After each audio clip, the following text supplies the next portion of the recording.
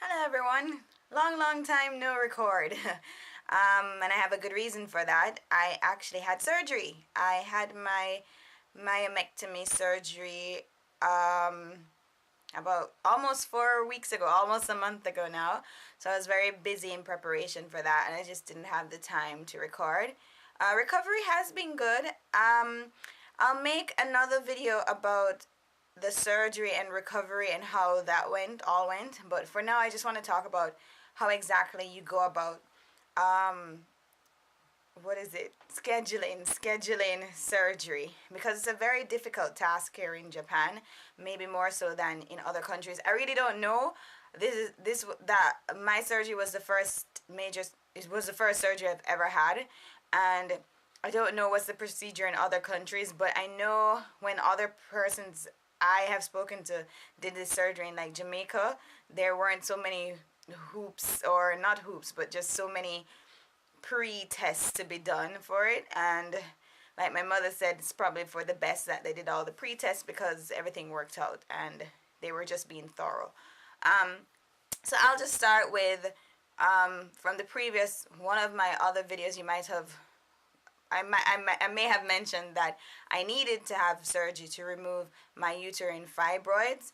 I've had them for about, I can't remember exactly, maybe over 5 years, maybe about 7 years. The first time I realized I had them, I went for a general gynecological checkup, and my doctor was feeling around my stomach and she felt the mass. And she was like, "Oh, it looks like you might have something there. Go and get an x-ray done." And I did go and get an x-ray done, and I remember the look on the face of the nurses. They're like, "How old are you?" And I think at the time I was 24, 25, and they were like, "Wow, you have a very big fibroid." But I wasn't presenting any symptoms, so it was just there, and I had no clue until I went for the checkup. And then about a year and a half or 2 years after, I completed a walkathon, not a walkathon, Sigma charity event where you did 5K, a 5K walk. And the night of that, I just started to have intense pain. I went to my parents. I said, "I don't know what's going on. I'm feeling this intense pain," and they just rushed me to the hospital. And it was explained that one of the fibroids was degenerating or something like that, like killing itself. I don't know. I don't remember. But after that, I started monitoring them more closely. So every couple of years, going and checking them out. But before that, I had no symptoms. I had no real symptoms. The only major symptom I had was when I was on my period, or when I was menstruating, I'd have intense cramps, like really bad cramps. So I got a prescription for, I think, Cataflam for when they were too bad, and I dealt with that like normally. After that, I moved to Japan, still having no problems until 2 years ago, about 2 years ago in November, when I noticed I was having heavier than usual periods. And when I mean heavy, I mean like really, really heavy, with lots of, what are they called, blood clots. And so before that, I was going to a gynecologist here regularly, just once a year, to check or to do pap smear because cancer runs in my family. So I was just doing that, just to check. And I asked the doctor. He knew about the fibroids, but he kept telling me, "Yes, you need surgery, but it can wait. It can wait. You don't have to do it now. It can wait." And he kept putting it off, and he kept telling me it was okay. And I was just like, "Okay, I'll just deal with the heavy periods. No big deal." But then it just started to get worse, and I started to become anemic. Anemia is when you're losing so much red blood cells that the oxygen around your body isn't going around your body, so you have no energy. You have been fainting spells. So especially in the summer when it was so hot, that compelled with the fact that I had anemia, I was just fainting right, left, and center just all the time. So the same doctor I was going to, he he gave me iron pills, and I was taking those every month, but it wasn't making a difference. It was getting a little ridiculous, and I kept asking the doctor if I could have surgery in Japan. He's like, "No, when are you going home? Wait till you go home." And at that point, I didn't know if I was going home. I don't know how long I'm staying in Japan. So that was really annoying. Um, so that continued until I got very, very fed up, and I asked him, I need something, I need something, can you do something to like help this? And he didn't suggest, I did research, and I suggested that I go on birth control, which I didn't want to go on. I'm not really a fan of birth control, but I needed something. I needed to try something. So I asked him if I could go on it, and he told me okay, and that helped to regulate things a little. But it after that it just got worse. It felt like I was bleeding even more every month. So it reached a point where every month I was getting very depressed because I knew I was going to be bleeding for like 2 weeks and it would be heavy. And I started going through like 40 pads every month. And this is pads coupled with menstrual cups, while using menstrual cups and while using tampons. So that's a little ridiculous. There's a I forgot the name for it, but I was just like, I can't do this anymore. So I went to the doctor and I said, why are you preventing me from getting this surgery done here?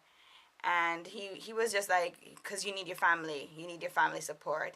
And at that point I was like, okay, I need to get this surgery done. I can do it on my own if I have to, but I need to get this surgery done. And I was very adamant, and I was very stern with him. I was like, I can't live like this anymore. It's ridiculous now. So the thing with Japan is you can't just go to a hospital and look for a doctor and say, okay, can you do surgery? And the doctor I was going to, the lady doctor as they call him here, he couldn't do the surgery. He's just a general gynecologist, OBGYN, and he delivers babies, so he's not a surgeon to do it. So what he had to do was write an invitation letter from me to a hospital to speak to a surgeon there and schedule the surgery. So that's the thing with Japan. You can't just find a doctor. You have to be recommended to one. You have to get an invitation to the hospital. If I hadn't have done that, I would have had to pay about, I think, 6,000 yen, which is about what, $60 US, for consultation fee or initial consultation fee to a hospital. I'm not sure, but to bypass that, you have to go to a smaller clinic or a regular doctor and have them recommend a hospital. And they recommended the Wakayama Medical University Hospital, I think because it was closest to me here in Kainan, so I didn't mind. And had I been there before? No, I hadn't been there before, so it was my first time going there. So in early October, I went to the doctor because in my mind I had wanted to schedule this for a date that was good for my school, because I'd have to take a month off work or 2 weeks off work. So I was like hoping I could schedule it in November when the school is kind of the second graders go on holiday and the third graders aren't having classes, so I wouldn't be needed. So I went in October. The doctor finally wrote the letter in September. I went to the doctor early October. And so at the first appointment, I went to one doctor, and he read the introduction letter, and it had scans from what my general gynecologist had sent to him. And he basically just scanned for himself and for the hospital records that yes, I did have fibroids and I needed to have it done. And he was like, okay, so yeah, you do have fibroids, duh. But we need to see the details of the fibroids. So I was like, okay, so what do I have to do? So I had to schedule an MRI, and then I'd have to go over the MRI results with another doctor, a different doctor, because I don't know why that doctor couldn't analyze them, I guess. So I said, okay. So I had to take time off work and go to the MRI center. And insurance in Japan is great, by the way. Let me just say that, because the MRI costs about, without insurance, it might have cost 27,000, but I only paid about 10,000. So that was great. And that was this whole experience, it was, something new. At first, MRI, cool, but that was a horrible experience. They put you in this very small container tube thing, and that's when I realized I'm kind of claustrophobic. And I thought it would be like a quick thing, but it wasn't. It was about 40 minutes in that thing, and they're like blasting you with these gamma rays and you're hearing loud noises and you have to hold your breath and they're trying to give me instructions, but it's in Japanese. And I was kind of freaking out in that little tube. And by near the end of it, I was like, get me out of here, get me out of here. But you have to do an MRI if you're going to schedule surgery, major surgery in Japan, because they want to see a detailed look at what's going on in your body. And you know what? I'm kind of grateful they did it, because when I did go back to the doctor a week later to analyze the MRI scan, I went to another doctor. This one was a female doctor, the first female gynecologist I've ever seen in Japan, I've ever been able to see. And she was like, okay, here are your scans. You can see the fibroid here. What I learned is I had an intramural uterine fibroid, which is in the wall.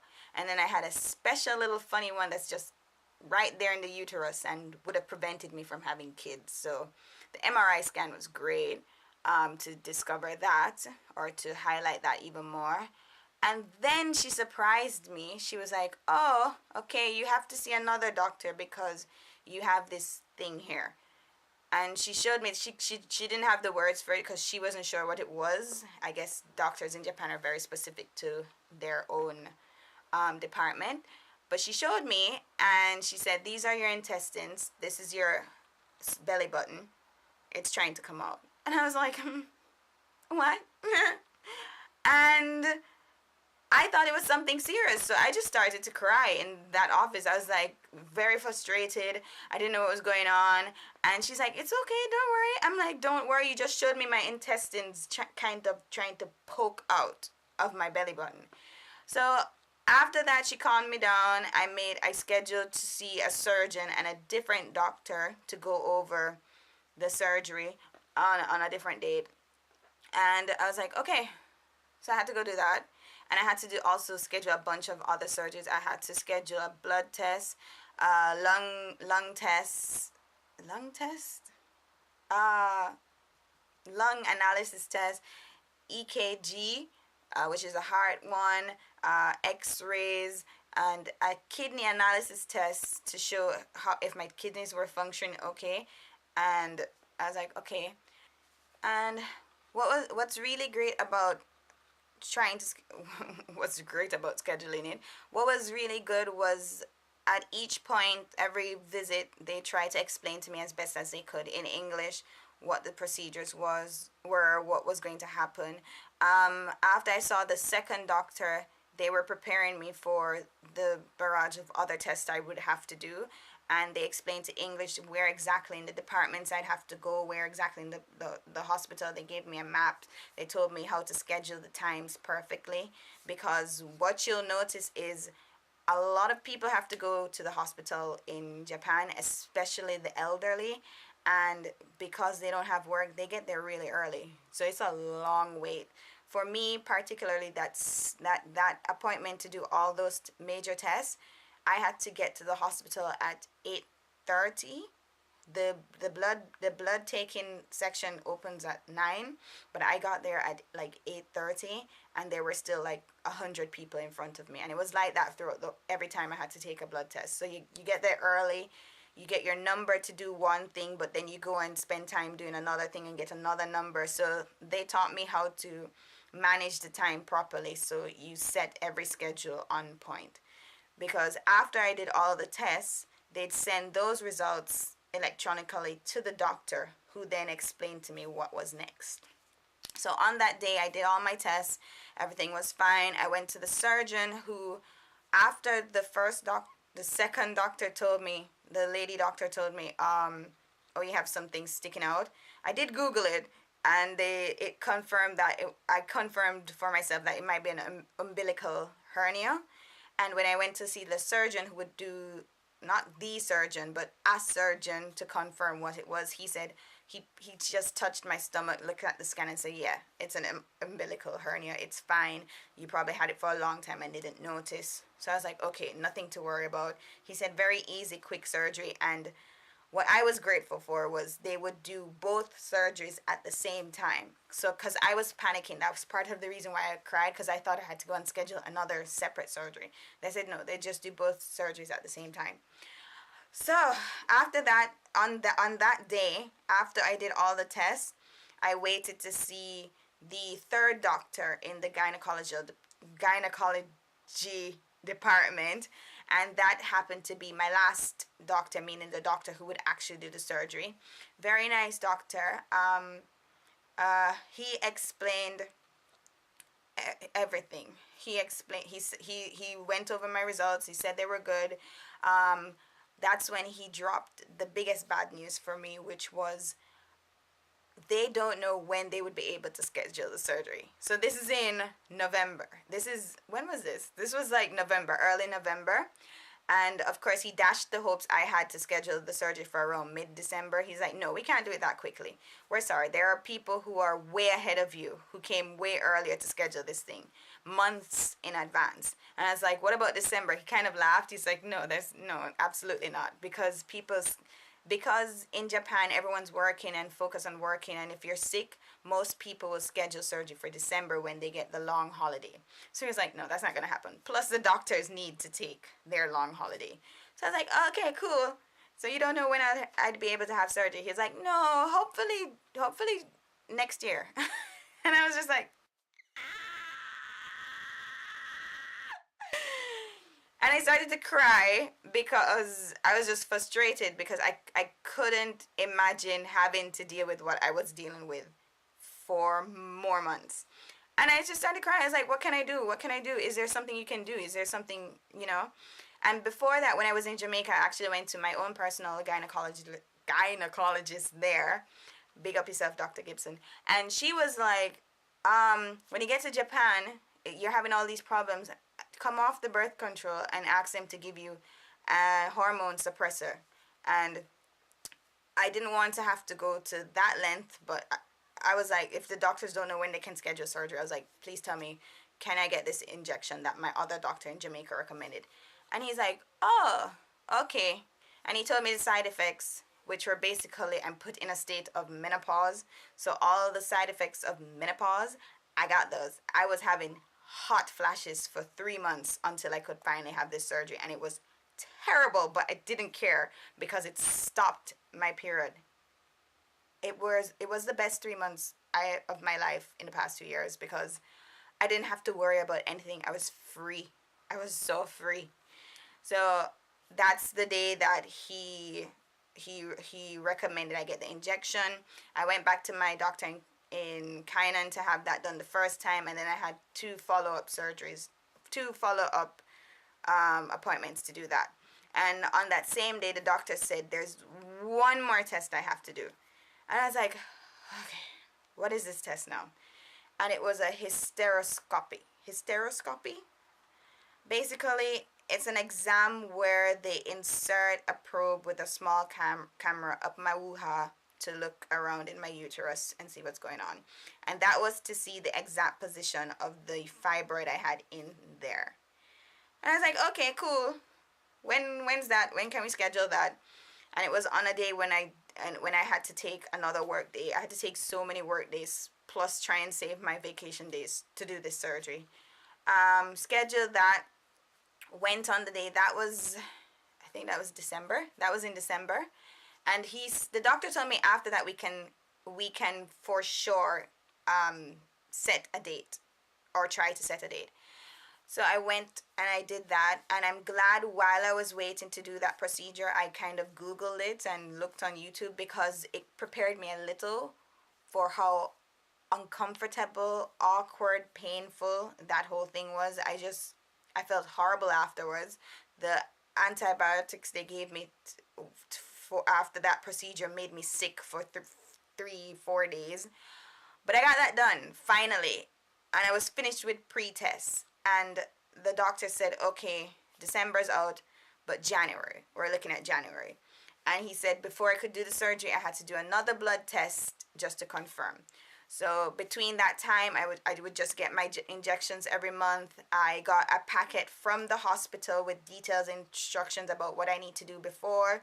That was a time when they told me how to go to City Hall and get this medical card. I forget the name right now, and I mess up the Japanese anyway, so I'm not going to say it.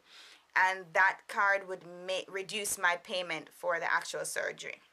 And I'll talk about the details of how much the surgery costs in another video because this one is already too long. but I got that. I started preparing for the surgery just in case. The last time I got an injection, the doctor said, okay, we think January looks good. So at that point, he said, when you come for the blood test on the 9th of January, we'll tell you for sure. I went for the blood test on the 9th of January. My anemia was under control, and he said, okay, you're good to go. Your surgery is January 24. And that was like the happiest day of my life. He told me what I'd have to do, and I went home and started to prepare for it. So that's basically the lead up just to have the surgery. It's a lot of things, it's very detailed, but in the end, it's good to be that thorough in this society, in Japanese society. So I'm very grateful. And I'll continue with the actual surgery in another video. But I hope this one is informative for anyone who is considering to do surgery in Japan, and the start of my surgery series here. So till next time, bye.